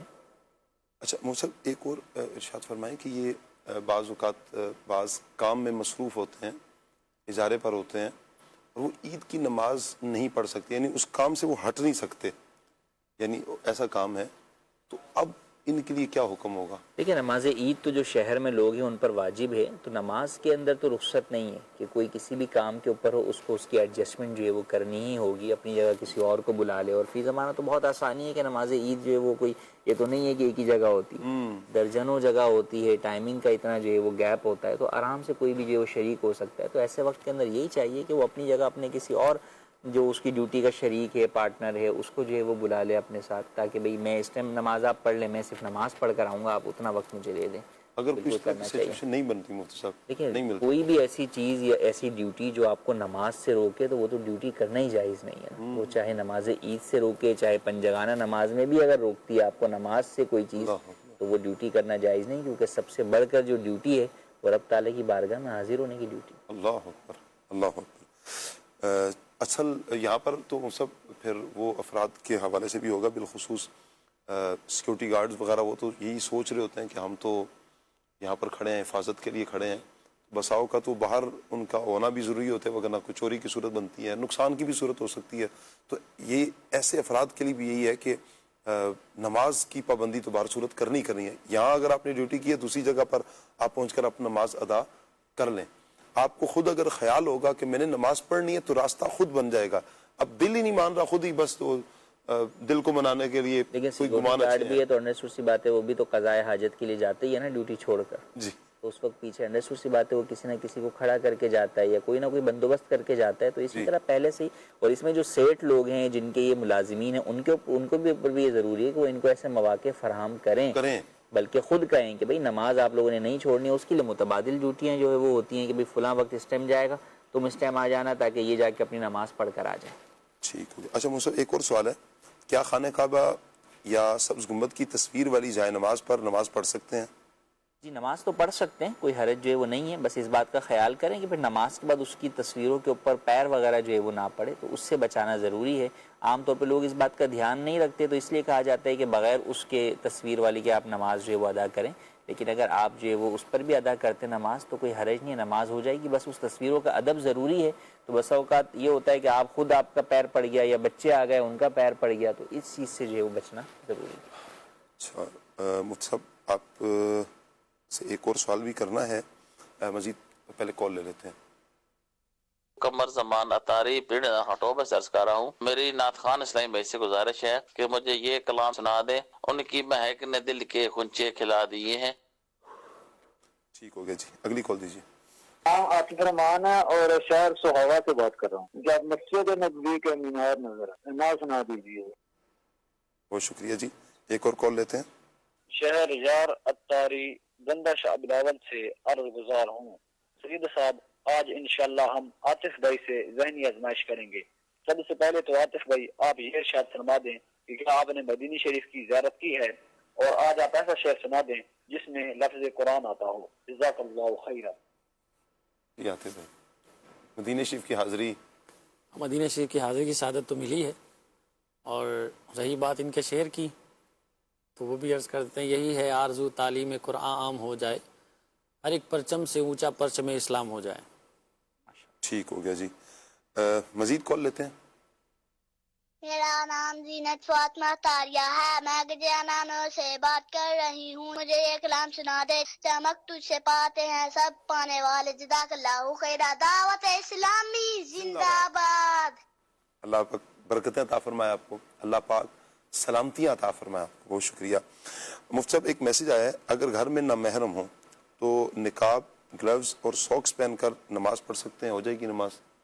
ग्लव्स पहनने में तो कोई हरज नहीं है, सॉक्स पहनने में भी हरज नहीं है, कोई हो या ना हो, दोनों सूरतों में सर्दियों के अंदर ये चीज़ें पहनकर ही आप जो है वो नमाज़ पढ़ते हैं। हाँ, निकाब जो है वो लगा के नमाज़ पढ़ना मना है, तो लिहाजा घर में अगरचे नामहरम है तो दूसरे कमरे मौजूद होते हैं जहाँ जाकर आप नमाज़ पढ़ सकती हैं, तो नमाज बगैर निकाब के ही जो है वो अदा करेंगे। लेकिन कभी ऐसी सिचुएशन है मुफ्ती साहब के घर में नहीं है, लेकिन हाँ बाहर कभी ऐसा होता है कि ऐसी सिचुएशन है और वो औरत जो है वो इस बात की पाबंदी करती है, अब उसको एक भाई मैं सबके सामने नमाज पढ़नी है, अकेले होने की कोई जगह नहीं आ रही, तो वहाँ मजबूरन उसको फिर निकाब के साथ नमाज की इजाज़त होती है। ठीक हो गया।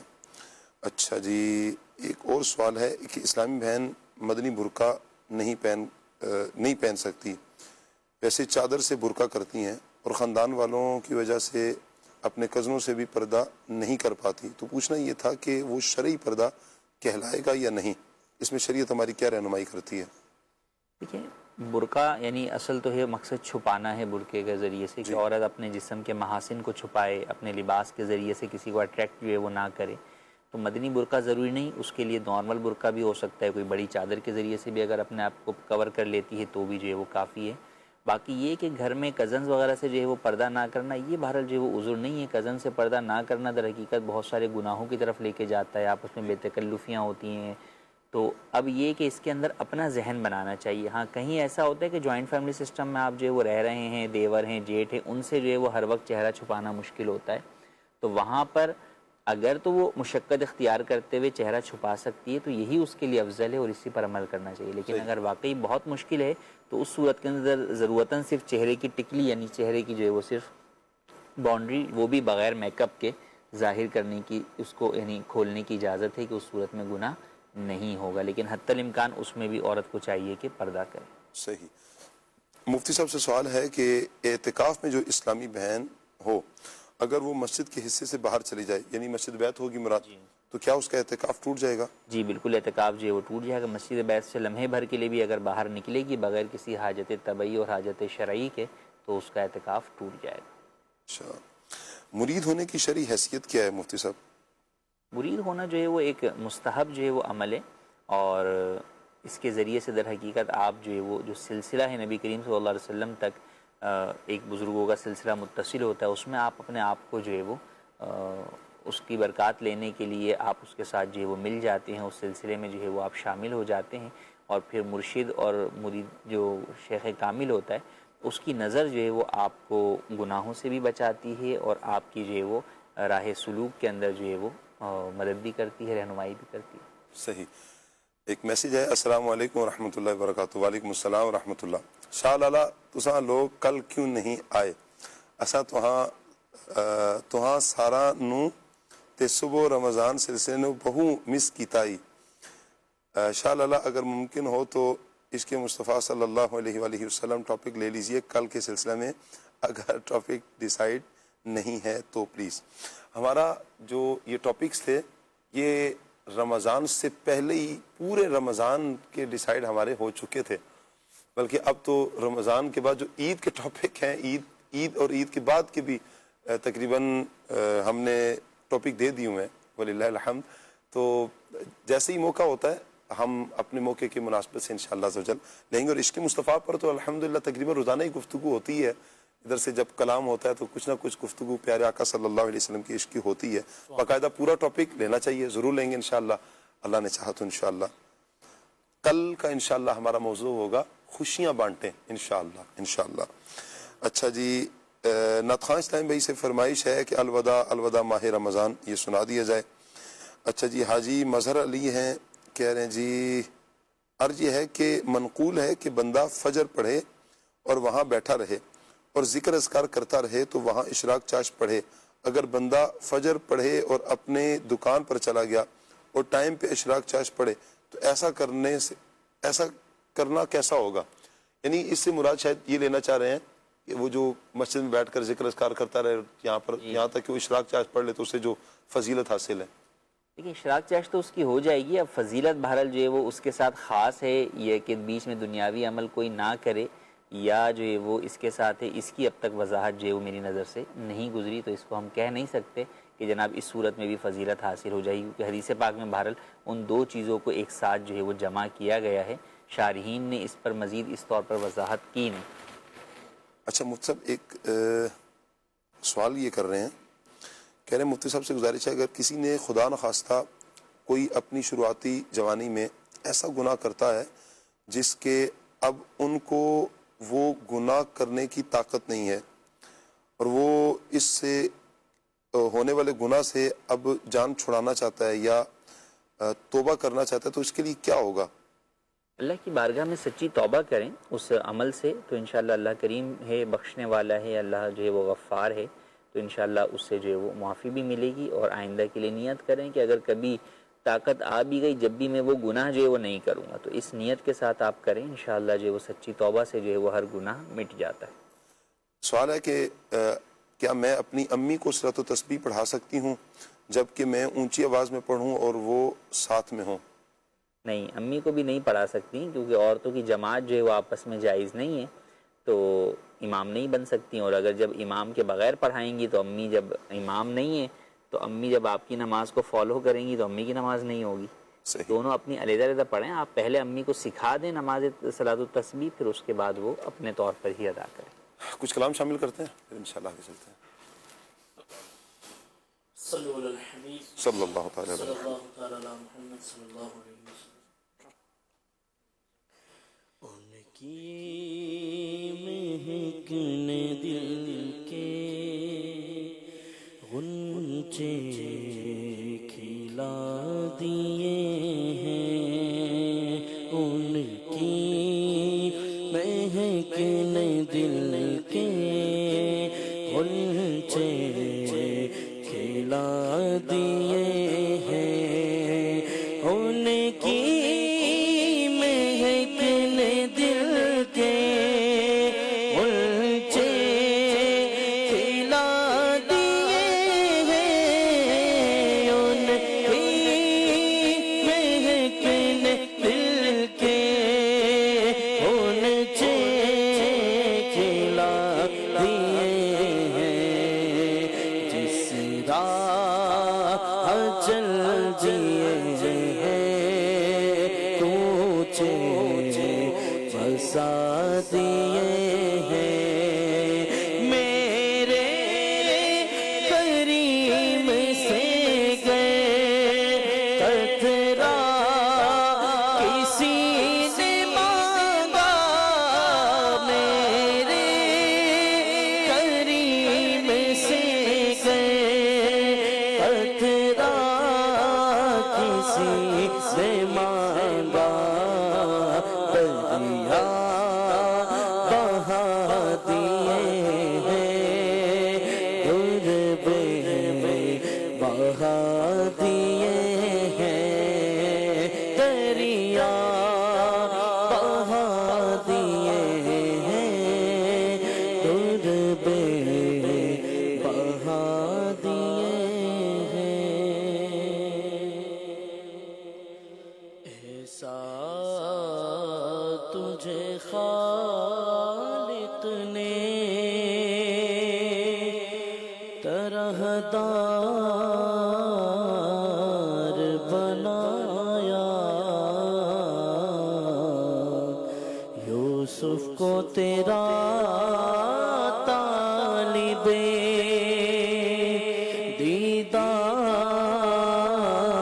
دیدار بنایا, کونین بنائے گئے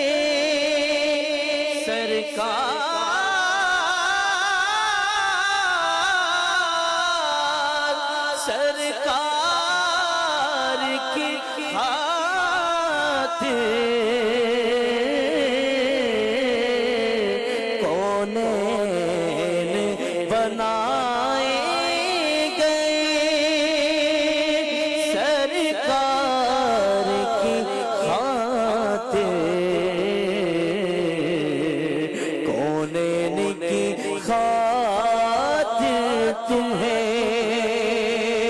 सरकार बनाया, कुंजी तुम्हें दी अपने खजानों,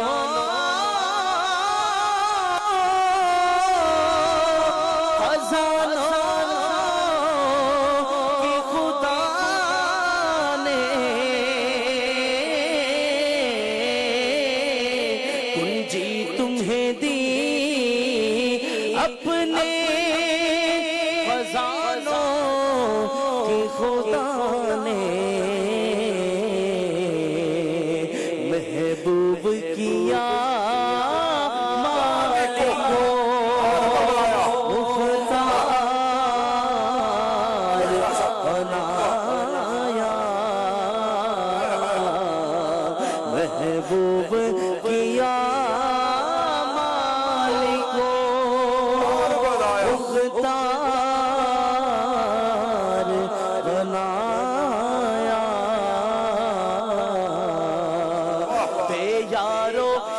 मददगार जिसे कोई न पूछे, बेयारो मददगार जिसे कोई न पूछे, का तुझे यारो मददगार बनाया, ऐसों का तुझे यारो मददगार बनाया, यूसुफ को तेरा तालिबे दीदार बनाया।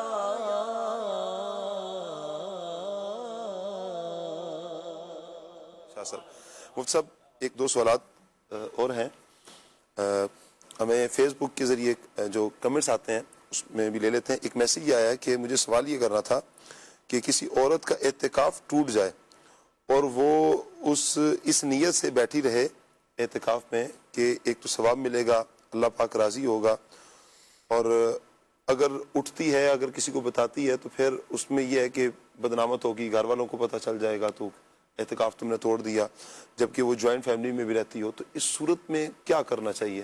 देखिए, अवलन तो उस एतिकाफ़ की उनको रमज़ान में ही क़ज़ा कर लेनी चाहिए। उसका तरीक़ेकार ये है कि वो आने, यानी जैसे मिसाल आज टूटा है तो जो गुरूब आफ्ताब होगा आज, तो आज गुरूब आफ्ताब से वो दोबारा क़ज़ा एतिकाफ़ की नीयत जो है वो करके दोबारा कर लें और वहीं बैठी रहे, और फिर अगला दिन गुजारेगी, रोज़ा भी रखेगी, और फिर अगले गुरूब आफ्ताब पर उसका रोज़ा, उसका जो क़ज़ा थी वो मुकम्मल हो जाएगी और उसका एतिकाफ़ भी हो जाएगा। अब उसके बाद बकिया जो है वो नफली एतिकाफ़ की नीयत से जो है वो वहाँ पर बैठी रह सकती है, उसमें कोई हरज नहीं। अच्छा मुफ्ती साहब, क़ज़ा में कोई ऐसा दिन कि जिसमें एतिकाफ़ की क़ज़ा नहीं की जा सकती? जिस दिन रोज़ा नहीं रख सकते उस दिन एतिकाफ़ की क़ज़ा नहीं हो सकती। जैसे ईद का पहला दिन है या ईद उल अज़हा के 4 दिन हैं, तो 3 दिन ईद के और 1 दिन उसके बाद वाला, तो क्योंकि एतिकाफ़ की क़ज़ा के लिए रोज़ा ज़रूरी है, रोज़ा ज़रूरी है, तो रमज़ान में रमज़ान का रोज़ा होगा, और रमज़ान के अलावा अगर आप रखेंगे तो आपको नफली रोज़ा रख के जो है वो क़ज़ा करनी हो। अच्छा, मुफ्ती साहब कह रहे हैं कि एक अगर कोई झूठा इल्ज़ाम लगा रहा हो और यानी कि जिसकी वजह से मुआशरे में बदनामत होती है, बड़ा इल्ज़ाम हो, तो इस सूरत में हमारे लिए क्या है, दीन इस्लाम हमारी क्या रहनुमाई करते, हम क्या करें? देखिए, उसके अंदर तो यही है कि आप अपना वजाहत और सफाई जो है वो दे सकते हैं। उसके अंदर बसा औकात कई जगह लोगों पर ये बात आ जाती है कि भाई आप कसम उठा लें जी, तो कई जगहों पर तो कसम लाजिम नहीं हो रही होती, सामने वाले के ऊपर जो है वो बसा औकात सबूत होता है, वो सबूत ना दे तो हाँ फिर यहाँ पर कसम भी जो है वो आ जाती है। लेकिन किस पर सबूत है और किस पर जो है वो कसम है, ये बहरहाल जो है वो हर बंदा तय नहीं कर सकता, ये मुफ्तियान कराम से ही तय करवाया जाना चाहिए। लेकिन बिलफर्ज आपको पता है कि यार मैं अगर सच्चा हूँ और मैं कुरान उठा लूँगा तो ये मामला हल हो जाएगा, तो बाज़ लोग सच्चा होने के बावजूद भी कुरान उठाते हुए डरते हैं, तो उसमें कोई हरज नहीं है। अगर आप सच्चे हैं तो फिर आप कुरान पाक उठा सकते हैं, उसमें कोई हरज नहीं। सही।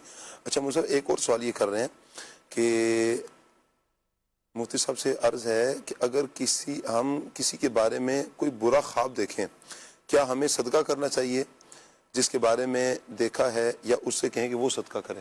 نہیں, اس کو بتانے کی ضرورت نہیں ہے کہ میں نے آپ کے بارے میں خواب دیکھا, خواہ میں وہ بھی پریشان ہوگا, آپ بھی پریشان ہوں گے. کبھی بھی برا خواب دیکھیں تو اللہ پاک سے اٹھ کر دعا کریں, 2 رکعت نماز نفل ادا کریں, دعا کریں کہ اللہ اس خواب کے جو ہے وہ شر سے مجھے بچا اور اس کا خیر عطا فرما. بسا اوقات جو نظر آ رہا ہوتا ہے خواب کی تعبیر وہی ہو, یہ ضروری نہیں ہوتا. بسا اوقات تعبیر بالکل معکوس یعنی بالکل الٹ ہوتی ہے جی. تو لہٰذا جو ہے وہ اس چیز کی طرف ہونا چاہیے اور صدقہ و خیرات بھی جو ہے وہ کر دینا چاہیے. ایسے جتنے خواب آتے ہیں نا, ان کا خوابوں کی تعبیر والے بھی بیٹھے 90-80% جو تعلق ہوتا ہے نا وہ اپنے خیالات سے ہوتا ہے, جو دن میں سوچا ہوتا ہے کسی کے بارے میں یا کسی نے بتایا ہوتا ہے وہی ہوتا ہے. کوئی 10% خواب ہوتے ہیں جو ہے وہ واقعی خواب ہوتے ہیں, واقعی وہ منتشر خیالی ہی ہوتی ہے, دن کے دیکھے ہوئے خیالات ہی ہوتے ہیں. اور پھر بعض لوگ اصل میں بہت زیادہ ٹینشن میں آ جاتے ہیں, ہمیں خواب آتے ہیں تو یاد بھی نہیں رہتا اگلے 1 گھنٹے بعد خواب آیا کیا تھا مجھے نا.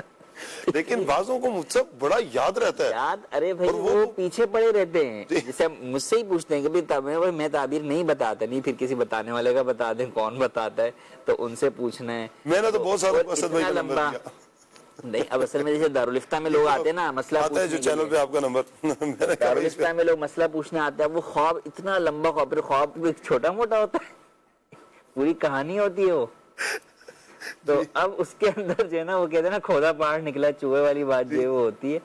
تو بہرحال جو ہے وہ بلا وجہ ٹینشن نہ لیں, سمپل سا فارمولا ہے بھائی. آپ کو کوئی خواب کی تعبیر جو ہے وہ بتانے والا نہیں مل رہا, آپ جو وہ یہی کریں کہ اللہ پاک سے 2 رکعت نفل پڑھ کے دعا کریں, مولا اس کا خیر عطا فرمائے, اس کے شر سے بچا, بس ختم. ویسے ایک ڈراؤنا خواب اگر آ جائے تو حکم یہ نا کہ بائیں کندھے پر دیکھیں, بائیں طرف دیکھیں اور لا حول شریف 3 مرتبہ پڑھ لیں, لا حول ولا قوت الا باللہ العلی العظیم, اور تھتکار دیں. یوں 3 مرتبہ کر دیں گے. اسے تھتکارنا, تھوک نہیں پھینکنی, تھتکارنا جسے کہتے ہیں, تھوک نہ نکلے, یوں آپ تھتکار دیں گے تو انشاءاللہ اگر تو برا خواب ہے اس کا اثر اللہ کرے گا تو انشاءاللہ نہیں ہوگا. ایک میسج ہے جی, سونے سے پہلے یا متکبر 21 بار پڑھ کر سوئیں, اللہ نے چاہا تو ڈرونے خوابوں سے بھی بچ جائیں گے اور یہ جو عجیب قسم کے خواب ہیں یہ بھی نہیں آئیں گے انشاءاللہ. ٹھیک ہو گیا. چلیں, ڈرونے خواب اور عجیب قسم کے خواب دونوں الگ الگ ہیں. ٹھیک ہو گیا, اللہ سلامت رکھے آپ کو.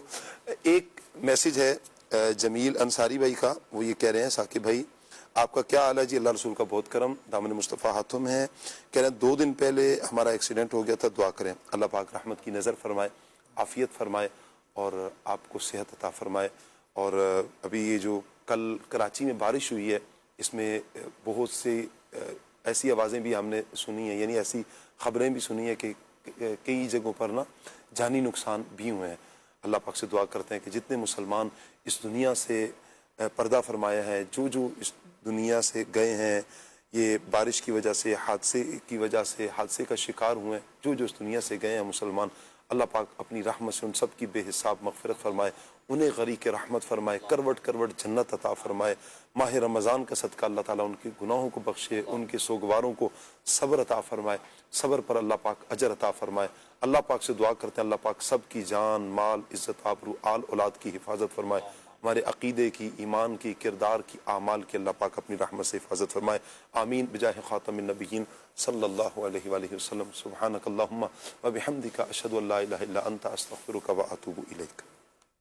مانگ لیں رب سے آؤ دعائیں, مانگ لیں رب سے آؤ دعائیں, ہر گھڑی ہر آن صبح رمضان, صبح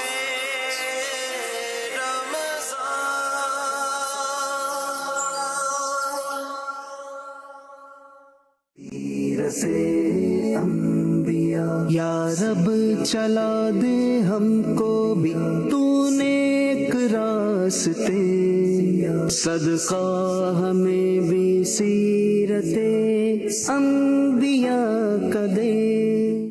الحمد للہ رب العالمین والصلاة والسلام على سید الانبیاء والمرسلین. اما بعد فاعوذ باللہ من الشیطان الرجیم, بسم اللہ الرحمن الرحیم. الصلاة والسلام علیک یا رسول اللہ وعلى آلک واصحابک یا حبیب اللہ. الصلاة والسلام علیک یا نبی اللہ وعلى آلك وأصحابك يا نور اللہ۔ حضرت امیر المؤمنین عمر بن خطاب رضی اللہ تعالی عنہ آپ کا فرمان عالی شان ہے، ان الدعاء موقوف بین السماء والارض، بے شک دعا آسمان اور زمین کے درمیان میں ٹھہری رہتی ہے۔ کب تک؟ فرمایا حتی تصلی علی نبیک صلی اللہ تعالی علیہ وآلہ وسلم، یہاں تک کہ تو اپنے نبی صلی اللہ تعالی علیہ وآلہ وسلم پر درود بھیجے۔ صلو علی الحبیب صلی اللہ تعالی علی محمد صلی اللہ تعالی علیہ وسلم۔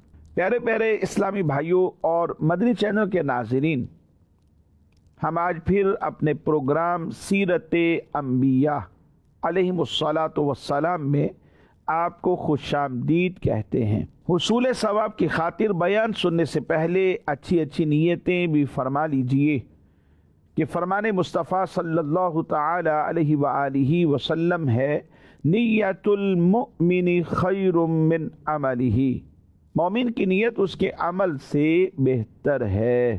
ناظرین، ہمارے آج کے اس پروگرام میں ہم بات کریں گے نبی الانبیاء، امام الانبیاء، خاتم النبیین، حضور سرور دو عالم صلی اللہ تعالی علیہ وآلہ وسلم کے بارے میں۔